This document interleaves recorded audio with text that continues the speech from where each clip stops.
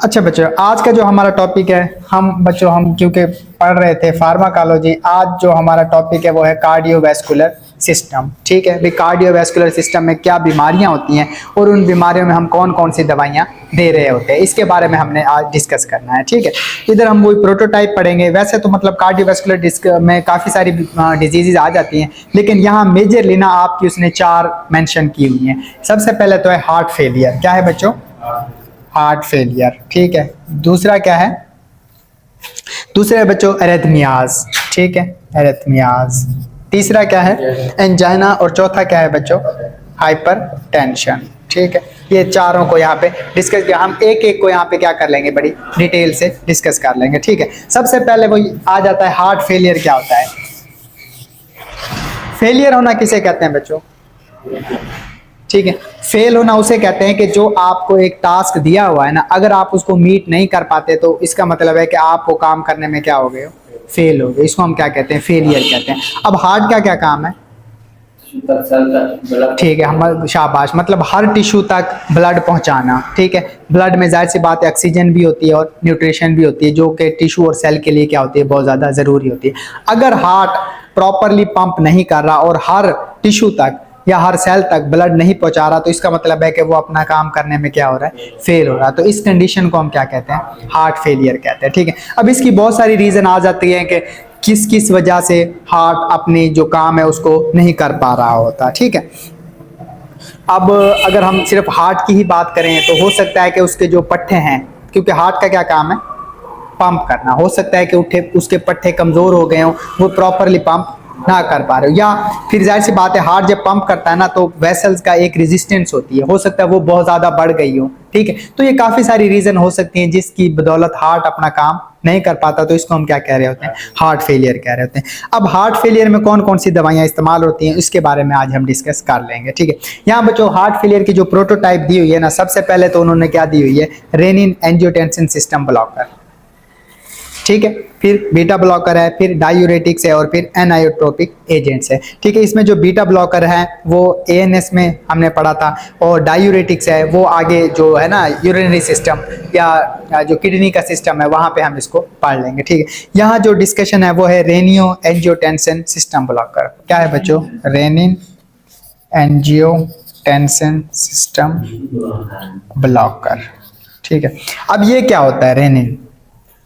ठीक है, इसके बारे में मैं थोड़ा सा आपको बता दूं। इसके अगर क्योंकि आपको बैकग्राउंड आ जाएगा ना तो इसको फिर दवाइयों को इजीली आप समझ पाओगे कि इसको हम क्यों दे रहे होते हैं। ठीक है, ये बच्चों बेसिकली क्या होता है कि आपके किडनी में ना एक एंजाइम सिक्रेट होता है, ठीक है, रेनिन के नाम से। ठीक है, उसका क्या काम होता है? एंजियोटेंसिन भी एक फॉर एग्जाम्पल के तौर पर केमिकल होता है जिसको वो कन्वर्ट कर रहा होता है एंजियोटेंसिन 1 में, फिर एंजियोटेंसिन 2 में।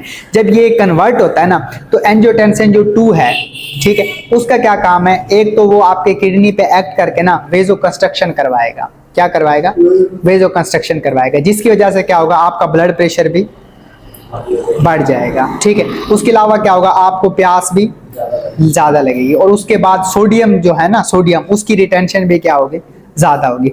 अगर हम किसी यानी कि केमिकल के तहत इसको कन्वर्ट होने से बचा लें तो क्या होगा? ये आगे वाला सारे सिस्टम रुक जाएगा। तो इसकी बदौलत क्या होगा कि हमें काफ़ी सारी जो प्रॉब्लम्स है वो हमारी सॉर्ट आउट हो जाएंगी। ठीक है, इससे रिलेटेड जो भी जिस तरह वेजो कंस्ट्रक्शन थी तो उनकी क्या हो जाएगी? डायलेशन हो जाएगी। ठीक है, सोडियम रिटेंशन कम हो जाएगी, ब्लड प्रेशर क्या हो जाएगा? डाउन हो जाएगा। ठीक है, तो ये सारी चीजें हमें इसमें क्या कर रही होती है? हेल्प आउट कर रही होती है। ठीक है, यहाँ बच्चों सबसे पहले एक ड्रग है उसे हम कहते हैं ACE inhibitor, angiotensin converting enzyme. ठीक है, इसमें बच्चों जो ड्रग आपके यहाँ दी हुई है वो है कैप्टोप्रिल। क्या है बच्चों? कैप्टोप्रिल। अब ये क्या है? एंजियोटेंसिन कन्वर्टिंग एंजाइम्स को इनहिबिट कर रही होती है। ठीक है, ताकि वो 1 से 2 में कन्वर्ट ना हो। ठीक है, तो बच्चों ये एक्टिविटी को वो कर रही होती है। उसके बाद ये जो कि हमें पता है कि एंजियोटेंसिन 2 क्या करता है? जबरदस्त वेजो कंस्ट्रिक्शन करवाता है। जब वो नहीं होगा तो फिर क्या होगी? वेजो डायलेशन होगी। दूसरा, यहाँ ना एक थोड़ा सा प्रॉब्लम आता है इनके साथ, वो ये कि जब इसको ब्लॉक किया जाता है ना, ठीक है, तो साथ में ना ब्रेडिकाइनिन पैदा होना शुरू हो जाता है। अब ब्रेडिकाइनिन क्या है? आपने फिजियोलॉजी में या बायोकेमिस्ट्री में या उसमें आपने पढ़े होंगे इन्फ्लेमेटरी मेडिएटर्स। जो इन्फ्लेमेशन काज करते हैं, जिसमें हिस्टामिन आ जाता है, ये क्या कहते हैं आपका ब्रेडिकाइनिन आ जाता है, ल्यूकोट्राइन्स वगैरह आ जाते हैं। तो यहाँ इसमें एक प्रॉब्लम होती है कि बच्चों जब ये हम इसको इनहिबिट करते हैं ना, तो ब्रेडिकाइनिन क्या होने लग जाती है, सिक्रिएट होने लग जाती है। ठीक है, अब इसकी वजह से इसके कुछ साइड इफेक्ट भी आएंगे, वो हम आगे डिस्कस कर लेंगे। ठीक है, अच्छा एक्शन ऑन हार्ट क्या करता है, ये वो क्या नाम एसी इनहिबिटर करके हार्ट में क्या करवाता है, उसकी रेजिस्टेंस को, ब्लड प्रेशर को कम करवाता है, और जो वेस्कुलर रेजिस्टेंस है ना उसको भी क्या कर रहा होता है, कम कर रहा होता है। ठीक है, एडवर्स इफेक्ट में सबसे पहले बच्चों ड्राई कफ, इसकी जो मेन वो क्या है बच्चों, ड्राई कफ। ये किस वजह से होगी, ये सिर्फ ब्रेडिकाइनिन की वजह से होगी। ठीक है, तो ये आपने पेशेंट्स को ना, अगर अक्सर ना पेशेंट कंप्लेन करते हैं, जिस तरह बच्चों ना जो हम कोलेस्ट्रॉल को कम करने के लिए दवाइयां दे रहे होते हैं ना, उनसे ना उनका एक साइड इफेक्ट होता है कि जॉइंट पेन हो रहा होता है। ठीक है, तो अक्सर हमारे पास पेशेंट आके ना ये कंप्लेन कर रहे होते हैं, तो अगर आप उनकी डीप डाइव हिस्ट्री लो ना, तो आपको पता लगेगा कि वो ब्लड प्रेशर की दवाइयां खा रहा है, और उसमें कुछ ऐसी दवाई है जो एंटी कोलेस्ट्रॉल है, मतलब कोलेस्ट्रॉल को कम करने के लिए, तो इस वजह से इसको ये पेन हो रहा है। इसी तरह अगर इस किस्म का पेशेंट आपके पास यानी आता है, और आपका ये फर्ज भी बनता है जब आपको उसको मेडिसिन दो ना, तो आपको कि मे भी हो सकता है कि आपको इससे ना खुश खांसी हो, तो आपने ना ये थोड़ा सा ख्याल रखना है। ठीक है, उसके लिए आपने वाटर इनटेक ज़्यादा कर लेना है, या मतलब जो चीज़ें हम नॉर्मली मेडिसिन से हट के उसको बता रहे होते हैं ना, वो आपने उसको क्या कर देनी है, बता देनी है। ठीक है, वही फार्माकोकाइनेटिक्स, वो ये बच्चों ये जीआईटी से अब्जॉर्ब होती है। ठीक है, हाँ अगर आप इसको फूड के साथ लोगे ना, तो इसकी अब्जॉर्प्शन क्या होगी, कम होगी। ठीक है, वैसे भी हमें पता है कि जब हम कोई ऑरली मेडिसिन लेते हैं ना, तो उनकी वैसे भी जो अब्जॉर्प्शन है ना वो कम ही होती है, 100% नहीं होती। लेकिन अगर आप इसको फूड के साथ ले रहे हो, तो ये और भी क्या हो जाती है, कम हो जाती है। तो नॉर्मली हम कह रहे होते हैं कि अगर आपने इसका मैक्सिमम बेनिफिट लेना, तो आपने इसको क्या करना है, खाली पेट इसको लेना है। ठीक है बच्चों, ये समझ आ गया है। ठीक है, दूसरी जो ड्रग है ना, वो है बच्चों लोसर्टान। क्या है, लोसर्टान। अब ये क्या है बच्चों, ये है एंजियोटेंसिन रिसेप्टर ब्लॉकर। क्या है, एंजियोटेंसिन रिसेप्टर ब्लॉकर। ठीक है, अब हमने पढ़ चुके हैं कि बच्चों जितनी भी हम फार्माकोलॉजी में दवाइयां पढ़ते हैं ना, वो जाके रिसेप्टर पे क्या कर रही होती है, एक्ट कर रही होती है। ठीक, अगर हम उसके रिसेप्टर को ब्लॉक कर दे तो वो फिर एक्ट नहीं करेगी। इसी तरह जो एंजियोटेंसिन कन्वर्टिंग एंजाइम, जाहिर सी बात है वो भी रिसेप्टर पे जाके एक्ट करेगा, तो अगला काम करेगा ना। अगर हम उसके रिसेप्टर को ब्लॉक कर दें तो वो फिर काम नहीं कर पाएगा। अब इसका क्या फायदा होगा, इसका ये फायदा होगा कि हम उस कन्वर्जन को नहीं रोक रहे, जो एंजियोटेंसिन कन्वर्टिंग एंजाइम थी उसकी कन्वर्जन को हम नहीं रोके, क्योंकि उसके अगर हम कन्वर्जन को रोकेंगे तो ब्रेडिकाइनिन क्या होगा, पैदा होगा। आप जब उसकी कन्वर्जन को नहीं रोक रहे तो ब्रेडिकाइनिन भी पैदा नहीं हो रहा। तो इस मेडिसिन का एक ये बेनिफिट है कि आप उसकी कन्वर्जन को हम नहीं रोक, लेकिन उसके रिसेप्टर को हम क्या कर रहे हैं, ब्लॉक कर रहे हैं, जिससे जो ड्राई कफ वाला सीन है ना वो क्या हो जाएगा, खत्म हो जाएगा। तो ये वाली जो लोसर्टान अगर हम देंगे, तो इसका जो साइड इफेक्ट था ना, वो इसमें बच्चों देखने को आपको नहीं मिलेगा, क्योंकि ये ब्रेडिकाइनिन के लेवल को इफेक्ट करती ही नहीं है। ठीक है, अब एक्शन ऑन सीवीएस में यही है कि रिसेप्टर ब्लॉक कर देती है, जिसकी वजह से ये ब्लड प्रेशर को कम करने के लिए यूज हो रही होती है, और हार्ट फेलियर में भी हम इसको क्या कर रहे होते हैं, यूज कर रहे होते हैं। ठीक है, फार्माकोकाइनेटिक्स क्या है, हम ऑरली देते हैं इसको, ज़्यादातर एक ही टाइम 1 डोज रखते हैं। ठीक है,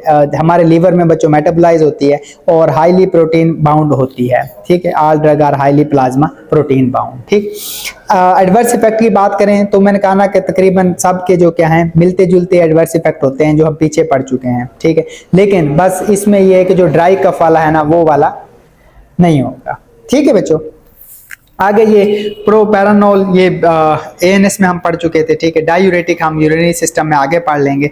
फिर बच्चों आ जाती है आपकी ये डायरेक्ट वेजोडाइलेटर जो आ जाती हैं। ठीक है, जो डायरेक्टली क्या कर रही होती है, वेजोडाइलेट कर रही होती हैं। अब इसमें क्या है बच्चों, इसमें उसने एक ड्रग दी है सोडियम नाइट्रोप्रिसाइड, सोडियम नाइट्रोप्रिसाइड ड्रग दी हुई है। ठीक है, अब ये बच्चों क्या करती है, ये बच्चों हार्ट फेलियर और हम हाइपरटेंशन दोनों में यूज कर रहे होते हैं। ये बच्चों देखना, क्योंकि देखो ना, अब हमने इसकी 4 वो पढ़ी थी, हाइपरटेंशन अलग और हार्ट फेलियर अलग, लेकिन ज्यादातर मेडिसिन मतलब वो दोनों तीनों में ही क्या हो रही होती है, यूज हो रही होती है, क्योंकि जो बेसिक काम है ना उसके ऊपर एक्ट करके हम उनके यानी कि वो ले रहे होते हैं। ठीक है, अच्छा ये बच्चों क्या है, मिक्स वेजोडाइलेटर है, ये डायरेक्टली ब्लड्स को क्या करती है, क्योंकि हमें पता है कि जो बच्चों जो ब्लड वेसल्स है ना उसकी ना ये 3 लेयर्स होती हैं।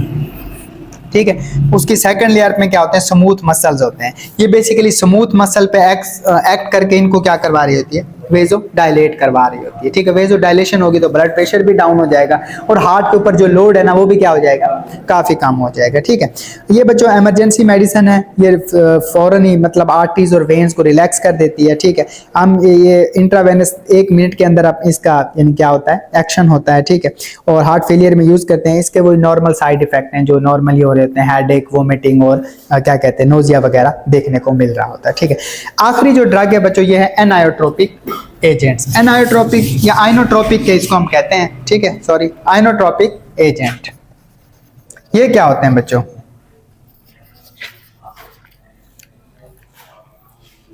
है कोई आइडिया?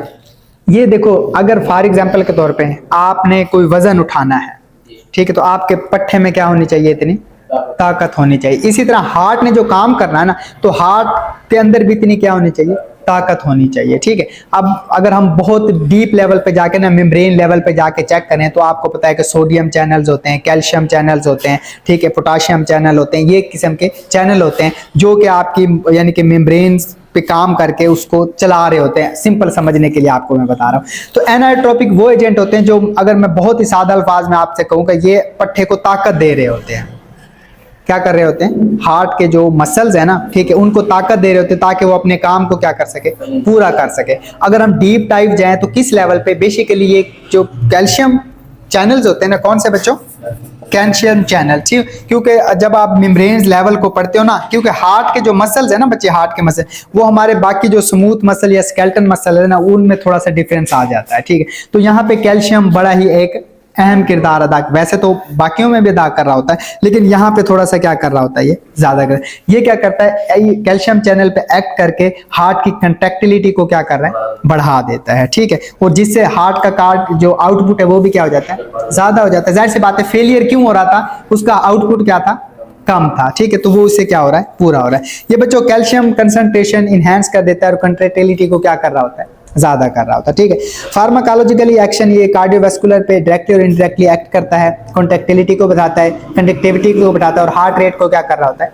बढ़ा रहा होता है। ठीक है, और जिससे एट द रिजल्ट क्या होता है कि कार्डिक आउटपुट बढ़ जाता है। ठीक है, अच्छा, थेराप्यूटिक यूज हम इसको कंजेस्टिव हार्ट फेलियर में देते हैं, दोनों के लिए इफेक्टिव है, राइट और लेफ्ट। मतलब अक्सर पता है क्या होता है, क्योंकि आपको पता है कि हमारा ये फॉर एग्जांपल के तौर पे हार्ट है ना, ये इसकी लेफ्ट साइड है और ये क्या है बच्चों, राइट साइड है। अक्सर औकात क्या होता है, ये वीक हो जाती है क्योंकि इसने पूरी बॉडी को क्या करना होता है, सप्लाई करना होता है, ये सिर्फ लंग्स को सप्लाई करती है। ठीक है, ये दोनों में इफेक्टिव होती है। ठीक है, दोनों साइड के अगर फेलियर है तो उन दोनों में क्या हो रही होती है, इफेक्ट हो रही होती है। ठीक है, अच्छा, उसके बाद बच्चों इसके साइड इफेक्ट में आ जाए तो वही नॉर्मली नोजिया, वोमिटिंग और हेडेक। बस इसका एक अलग से साइड इफेक्ट है कि इसको लेने से ना हमें जो विजन है प्रॉब्लम्स आते हैं, हमारी विजन है ना वो ब्लर हो जाती है, हमें प्रॉपरली ना सही चीजें नजर नहीं आ रही होती। ठीक है, वो बस ये इसका एक साइड इफेक्ट है। ये जो स्पेशल साइड इफेक्ट होते हैं ना, ये आपने याद रखने हैं क्योंकि यही अक्सर पूछ जाते हैं। ये नोजिया, वोमिटिंग, अब्डोमिनल पेन, ये तो एक हर मेडिसिन के साथ तकरीबन क्या कर रहे होते हैं, चल रहे होते हैं। ठीक है, ये बच्चों हमारा जो हार्ट फेलियर का जो टॉपिक है ना वो क्या हो गया है, कंप्लीट हो गया है। ठीक है।